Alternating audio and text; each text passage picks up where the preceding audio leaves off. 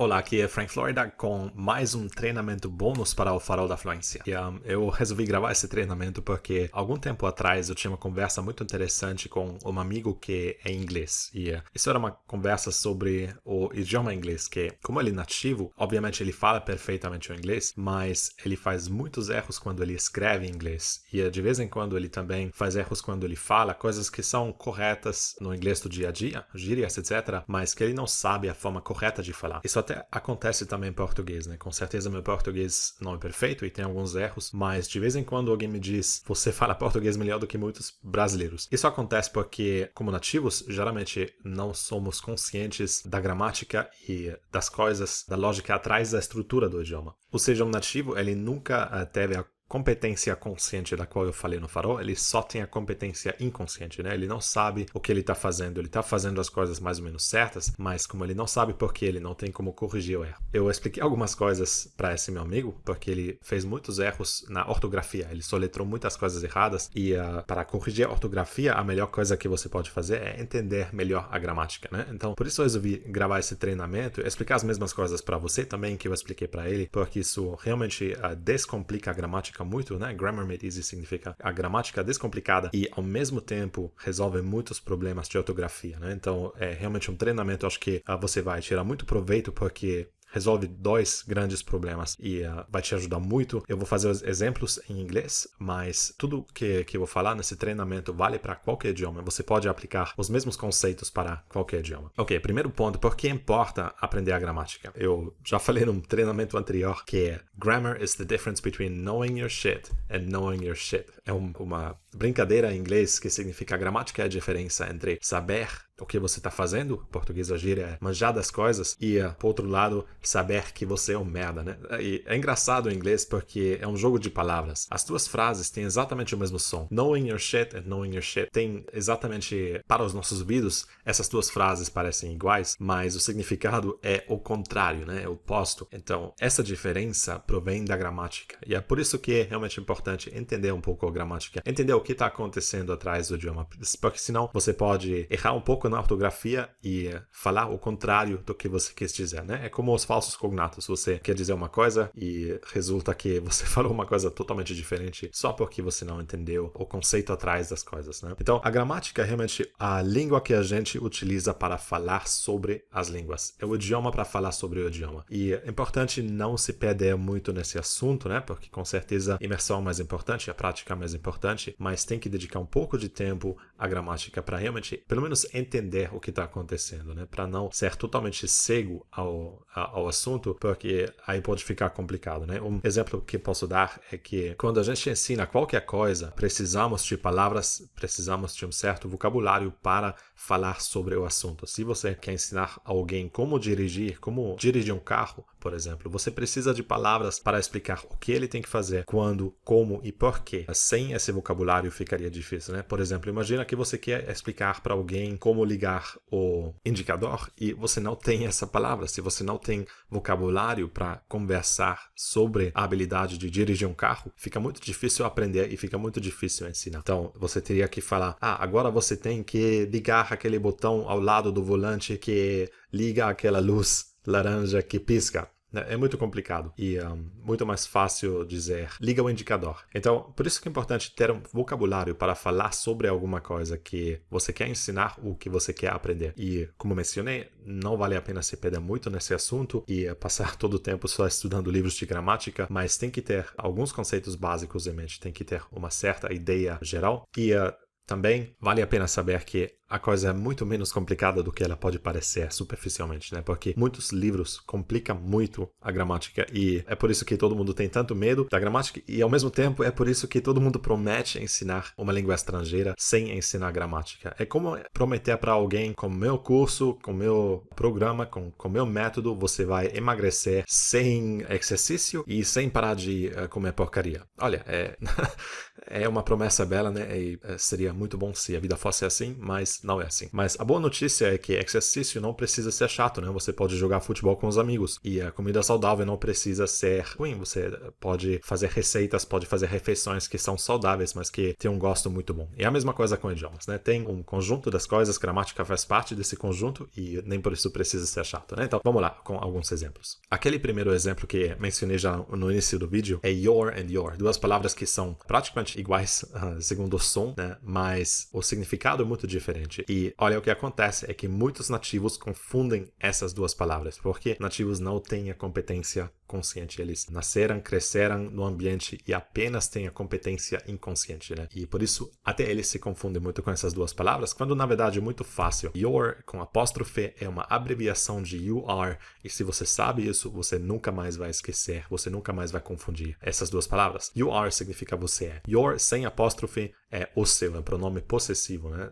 Indica a quem alguma coisa pertence. E é como sempre, se tem alguma coisa que você tem medo de confundir, é simples, é só decorar uma das duas primeiro por algum tempo, até você sabe ela, até você domina esse assunto e depois estudar outra, né? Como no exemplo que dei no farol de ensinar esquerda e direita a uma criança, é simples, é só ensinar uma das duas palavras primeiro e depois não tem mais como confundir porque a criança sabe apenas uma palavra. Então, uma vez que a criança já sabe muito bem a palavra esquerda, aí a gente pode introduzir a outra palavra direita e desse jeito não tem mais esse perigo de confundir as coisas. Outro exemplo muito comum é there e there. São três palavras que também são praticamente iguais segundo o som delas, mas se a gente entende a gramática, é muito fácil separar essas palavras. Olha, there é um pronome possessivo, isso tem que simplesmente decorar, porque não tem um motivo porque é soletrado desse jeito. Mas a gente tem vários métodos para decorar palavras, né? Tem o método das caixas, tem o método de vocabulário hipnótico, tem os mnemônicos, tem os vídeos que publiquei no blog da Fluência.com, etc. Então, apenas escolher uma dessas três palavras e decorá-las desse jeito, e depois, quando você já sabe a primeira, acrescentar as outras. E assim você não tem como se confundir. Agora, a segunda palavra, aqui já a gramática pode ajudar muito, né? Porque there, escrito desse jeito com parágrafo,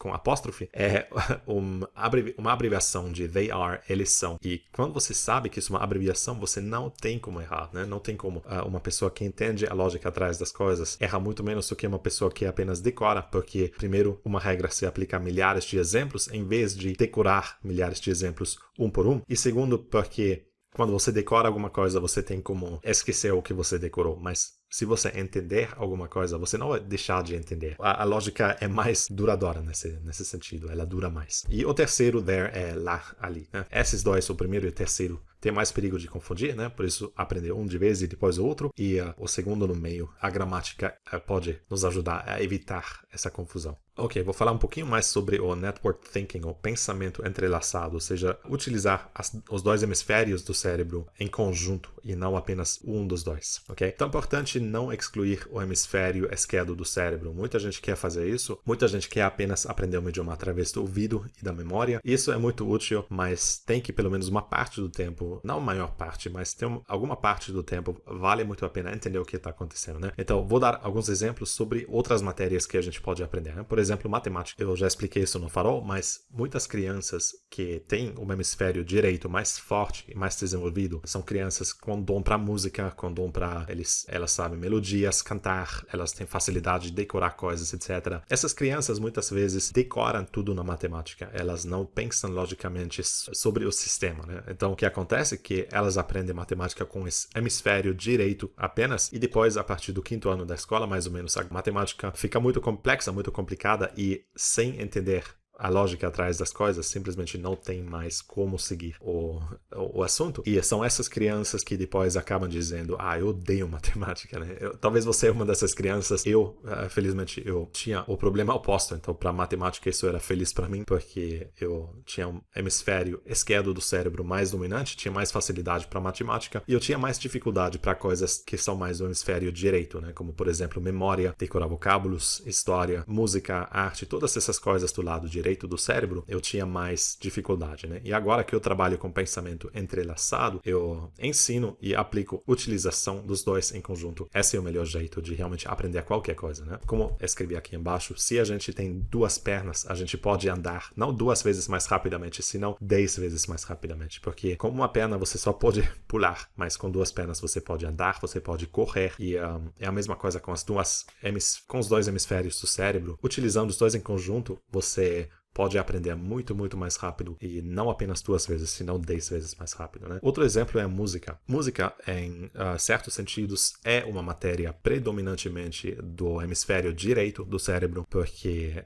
tem muito a ver com ouvido, tem muito a ver com som. A gente decora músicas que a gente toca ou canta, mas é muito perigoso aprender a música apenas desse jeito, porque se um aluno não entende a lógica, a estrutura das canções, ele vai ter muitas dificuldades de aprender a segunda canção. Ele terá que aprender cada canção uma por uma, o decorando, o imitando, mas sem realmente entender o que está acontecendo, né? E o terceiro exemplo, lógico, idiomas. Tem muitos exemplos no Farol, tem algumas habilidades linguísticas que a gente tem que aprender com o lado direito do cérebro, como por exemplo vocabulário, decorar cegamente preposições, etc. Tem outras coisas que a gente tem que realmente entender a estrutura, a lógica e extrapolar para aplicá-la a qualquer situação. Ok, agora a boa notícia é que isso realmente não é tão difícil como pode parecer, né? Então, primeiro, não complique as coisas mais do que necessário, e no vídeo Mapa da Gramática eu já expliquei algumas coisas, como realmente a gente pode entender a gramática mais facilmente. Nesse vídeo eu vou dar mais alguns exemplos. Importante é realmente entender o grande contexto sem se perder muito nos detalhes, pelo menos inicialmente, né? Depois, se você já fala fluentemente, você já consegue conversar, escrever, ler, etc. E aí você quer realmente aperfeiçoar as suas habilidades linguísticas, você pode ir nos detalhes, mas por enquanto é importante só entender as coisas básicas. Isso vai ajudar muito e realmente não é tão difícil como parece, né? Eu sempre falo uma coisa que eu aprendi de um dos meus mentores, que ele falou: a complexidade sempre provém de uma falta de compreensão, né? Então, se alguém explica uma coisa de um jeito que fica muito complexo, significa que essa pessoa realmente não entendeu o assunto muito bem ainda, porque quem realmente entende vai começar a ver que realmente não é tão complexo. A coisa começa a ser simples novamente. É aquela competência inconsciente realmente simplifica as coisas, e uma pessoa que está num nível muito alto geralmente consegue explicar as coisas de um jeito que todo mundo entende. É fácil explicar tudo, palavras muito complexas, assim que apenas outros experts entendem o que você está falando, mas a arte realmente é em simplificar as coisas, né? E a terceira boa notícia, que facilita muito a gramática, é que você não precisa decorar a gramática, porque gramática é a habilidade do hemisfério esquerdo do cérebro, é apenas entendê-la. Então você não precisa estar lá com um livro de gramática e decorar todas essas listas, palavras, tabelas, etc. É apenas entender a lógica atrás das coisas, né? Ok, então agora eu vou te dar alguns exemplos para que você pode começar a entender a lógica atrás das coisas, como eu mencionei. Um exemplo seriam categorias de palavras, né? Então, meu amigo inglês que eu mencionei no início desse treinamento, ele, como eu falei, né? Ele tinha muita dificuldade com ortografia porque ele não sabia nada sobre a gramática inglesa. Ele tinha apenas essa competência inconsciente e é por isso que ele errou muito. E ele não sabia que é um verbo, que é um nome, que é um adjetivo, etc. Aí eu comecei a explicar um pouco as categorias para ele. E ele falou: tá, então agora eu vou sentar e decorar minha lista de adjetivos. Eu falei: não, cara, você não precisa decorar uma lista de adjetivos, porque se você apenas uma vez entende o que é um adjetivo, você nunca mais precisa decorar nada, porque você vai reconhecer um adjetivo, né? Então, por exemplo, em vez de decorar uma lista de todas as marcas de carro para que você possa depois, quando você está na rua e vê um carro que você pode reconhecer, deixa eu ver, isso é um Toyota, tá, tudo bem, então é um carro. Não, você só precisa entender o conceito, o que é um carro, e você vai reconhecer qualquer carro de qualquer marca, apenas entendendo o conceito uma vez. E a mesma coisa com categorias de palavras. Então vamos falar rapidinho de alguns. Verbos são palavras que indicam uma atividade, que você faz alguma coisa, né? Como por exemplo, comer, falar, andar, etc, né? Nouns, em inglês, nomes, né? São coisas. Por exemplo, casa, mesa, cadeira, etc. E tem 2 posições que um nome pode ter numa frase. Pode ser sujeito, pode ser objeto, né? Sujeito é quando está no começo da frase, no início da frase, e quando é a parte ativa que faz alguma coisa numa frase. Objeto pode-se dizer a vítima de alguma ação, né? Por exemplo, James ate the apple. James comeu a maçã. James é o sujeito porque ele está atuando, e a maçã é o objeto porque a vítima está sendo digerida, né?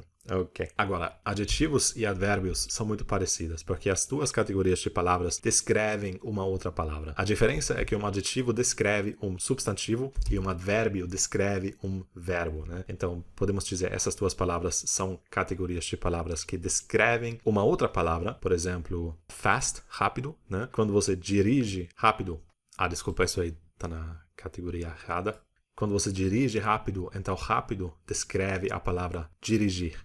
Então, descreve um verbo e por isso é um advérbio. Mas quando você diz um carro rápido, aí a palavra rápido descreve o carro, então descreve um substantivo e por isso é um adjetivo, né? Então, adjetivos descrevem substantivos, advérbios descrevem verbos e por isso se chamam advérbios, né? Geralmente em inglês, advérbios terminam em ly, em português em mente, né? Então, por exemplo, rapidamente seria um advérbio e rápido seria um adjetivo. Coisas simples, essas 4 categorias de palavras são as mais importantes e só sabendo isso, tudo fica muito menos complicado, né? Talvez você já sabia, mas para todos que não sabem, vale muito a pena estar ciente dessas 4 categorias e também pensar dessa forma simplificada sobre tudo na gramática, né? Esses são apenas alguns exemplos de como simplificar as coisas. Mais uma coisa que quero mencionar são preposições. Olha, preposições tem 2 categorias, tem algumas que são muito lógicas e tem outras que são simplesmente uma bosta porque não tem lógica nenhuma, né? Por exemplo, em inglês você pode falar on quando se trata de onde alguma coisa está, sempre significa em cima de. On the table, the book is on the table, aquela frase famosa, o livro está em cima da mesa. Mais um exemplo seria under, ou seja, abaixo de, next to, ao lado de, etc. Então, aquelas preposições são lógicas, né? Que seguem uma certa lógica que você pode entender uma vez e depois aplicar a muitas situações diferentes. Agora, infelizmente, preposições tem algumas que são muito quase aleatórias, pelo menos no inglês, e que simplesmente tem que decorar, né? Felizmente tem os nossos métodos do Farol para facilitar isso, né? Tem todos os vídeos e treinamentos que já mencionei nesse vídeo para facilitar isso. Agora, a próxima categoria de palavras que gostaria de dar um exemplo para fazê-los mais fáceis são os pronomes. Um pronome substitui um nome, né? Então, substitutes a noun em inglês. Então, por exemplo, the car vira it. Daqui a pouco eu já vou dar alguns exemplos, mas aí eu achei muito engraçado porque quando eu expliquei esses exemplos para meu amigo inglês, aquele que é nativo, mas que erra muito na ortografia porque ele não sabe a gramática, aí ele falou, essa página é uma bosta. A página que ele estava lendo sobre gramática, ele falou que ia demorar meses para aprender tudo isso naquela página, porque complica demais e explica tudo de um jeito muito confuso, né? Quando na verdade é muito simples. Tem algumas categorias de palavras, a gente só tem que entender quando a gente as aplica e depois tudo fica muito mais fácil. Então vamos agora nos pronomes. A coisa mais simples de se entender é que geralmente os pronomes existem, principalmente os pronomes pessoais, etc. Existem singular e plural e para cada um dos dois existe primeira, segunda e terceira pessoa, né? Primeira pessoa é sempre aqui, é onde você está, com quem você está, no lugar onde você está. Se for plural, se são muitas pessoas, é eu ou nós, né? A segunda pessoa é com quem você fala, a quem você se dirige. Então é você ou vocês, você no singular, vocês no plural. E a terceira pessoa é sobre quem você fala, né? Então é ele, ela e no plural, ele ou elas, né? Então isso é muito importante entender porque com isso você pode facilitar demais ou, por exemplo, decorar verbos, conjugações, etc. Porque geralmente tem algumas regras que são sempre iguais, né? Por exemplo, em português, cada verbo que termina em AR praticamente sempre termina em A na terceira pessoa singular e a terceira pessoa singular é sempre ele ou ela. E a mesma coisa existe em praticamente todos os idiomas. Menos no inglês, onde é mais fácil ainda porque os ingleses não conjugam os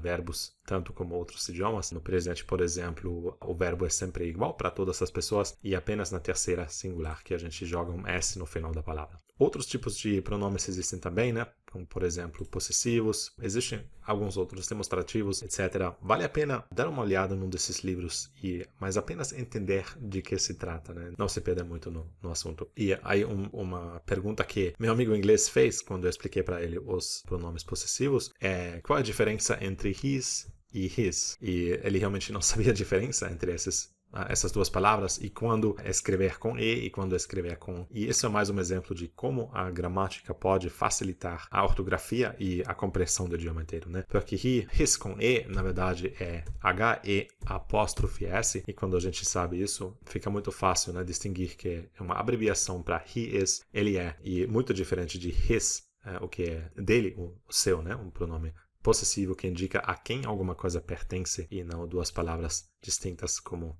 he is, ele é. Essa diferença é apenas um exemplo muito simples, mas a mesma coisa ocorre com os exemplos mais complexos também. Por isso vale muito a pena entender essas regras. Ok, a próxima coisa que eu quero falar, na verdade, tem a ver com o módulo bônus do Farol da Fluência que você já recebeu, o módulo Fórmula Afluente, de como ganhar dinheiro com idiomas. Se você já começou a fazer isso, trabalhar como professor, ou alguns dos outros exemplos de como você pode ganhar muito bem uma vez que você sabe idiomas, tem uma boa notícia para você, porque isso de aprender a gramática, pelo menos essas coisas mais simples, mais básicas, é uma grande vantagem uma vez que você trabalha como professor. Porque, primeiro, facilita muito quando você dá aula. Você pode explicar por que alguma coisa é escrita ou por que se diz alguma coisa de um jeito e não de outro, né? Um nativo, geralmente, a maioria deles, eles não sabem a gramática e por isso é difícil para eles explicar. Mas por que você escreve isso com apóstrofe e lá na outra frase não, né? Então, isso é uma grande vantagem. E segundo, não apenas porque isso facilita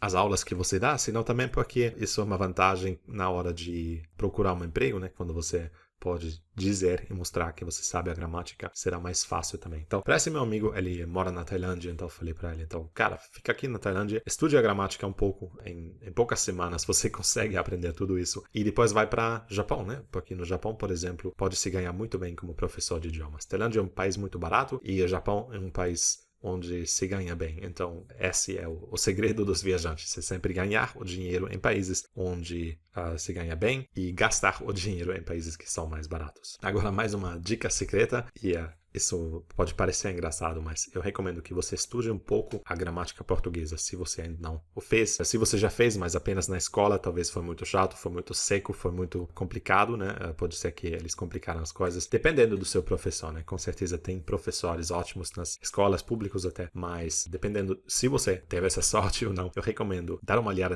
na gramática do português para entender um pouco essas estruturas que acabei de explicar no inglês em alguns exemplos. Primeiro, porque isso será muito fácil para você, será um jeito muito fácil de perder o medo da gramática, porque português você já fala, né? Então não tão intimidante. Segundo, isso será uma ferramenta incrível para você comparar a gramática de um idioma que você está estudando e o idioma que você já sabe, que é o português, né? E terceiro, porque isso te leva à competência consciente, que é o terceiro passo que muita gente pula, principalmente nativos pulam, e isso ajuda muito em ortografia, se você quer ensinar português alguma vez, e também se você quer utilizar o idioma português um outro idioma para aprender mais um, né? Por exemplo, se você já sabe português e inglês, aí aprender espanhol será mais fácil, porque agora você tem duas referências e não apenas uma. Se além de inglês e espanhol você quer agora também aprender holandês, né? Como por exemplo o Miguel fez, acho que você deve conhecer o Miguel porque ele é muito ativo na comunidade, ajudou muito toda a galera VIP do Farol. Então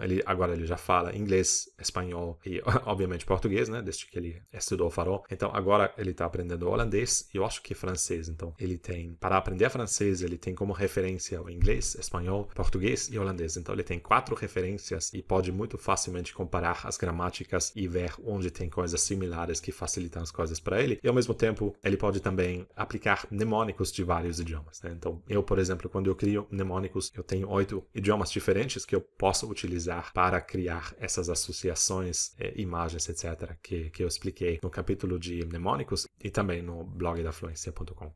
Ok, e um comentário final são as fases que também já expliquei no Farol. Olha, tudo que você aprende passa por essas 4 fases, por esses 4 estágios, né? De incompetência inconsciente, quando você nem sabe o quanto você não sabe. O meu amigo inglês, ele estava nessa situação algumas semanas atrás e ele pensou que ele já sabe inglês e ele não sabe soletrar, mas ele nem estava consciente de que esse problema realmente veio do fato que ele não sabe a gramática da própria língua dele. E uma vez que eu mostrei um pouco para ele que a gramática pode facilitar a ortografia, ele começou a aprender a gramática e se perdeu em milhares de páginas que ensinam através do método tradicional. Ele entrou nessa segunda fase, né? Aquela incompetência consciente, e de repente ele se assustou de quanto ele não sabe e tudo foi muito assustador. Mas uma vez que ele começou a ver que realmente não é tão complicado como pode parecer nessas páginas, né? Que alguma compreensão básica já facilita muitas coisas e depois você pode ir mais ao fundo quando você realmente quer aperfeiçoar a língua, aí ele começou a perder o medo e foi nesse momento que ele falou, nossa, esses sites realmente são uma bosta, porque do jeito que você acabou de explicar para mim, é muito mais simples do que eles escrevem nesses sites, né? Então, é isso. Perca o medo da gramática, porque é uma coisa simples, tem uma estrutura muito lógica e é como a matemática, por exemplo, com adição, multiplicação, subtração e divisão, você já pode fazer muita coisa, você pode utilizar muita matemática do seu dia a dia apenas com essas 4 coisas muito simples. Do mesmo jeito, as coisas mais básicas da gramática são muito úteis na maioria das situações, né? Então, não estudar nada de gramática eu acho um erro, mas aprender 20% da gramática traz 80% dos resultados, então vale muito a pena fazer pelo menos isso. Isso é a lei de Pareto, né, que também expliquei, eu acho que no módulo 2 de estratégias do Farol da Fluência, ok? Falando nisso, se já faz algum tempo que você fez revisão desses módulos mais antigos, recomendo dar uma olhada novamente se você está estudando o idioma agora, sempre vale a pena ver esses materiais mais antigos. Eu também entro lá às vezes e vejo, né, porque a gente sempre aprende coisas através da revisão, né? Repetition's the mother of skill, repetição é a mãe das habilidades. É como afinar um piano, né? Você afina um piano e ele tem um som fantástico, mas depois de meio ano, mesmo se você afinou o piano perfeitamente, depois de meio ano ele não está mais tão afinado, né? Então é por isso que de vez em quando vale a pena fazer uma revisão para renovar esses conhecimentos. Ok? Então, só isso para hoje. Foi muito legal fazer esse treinamento para você e vou gravar mais um em breve. Abraço.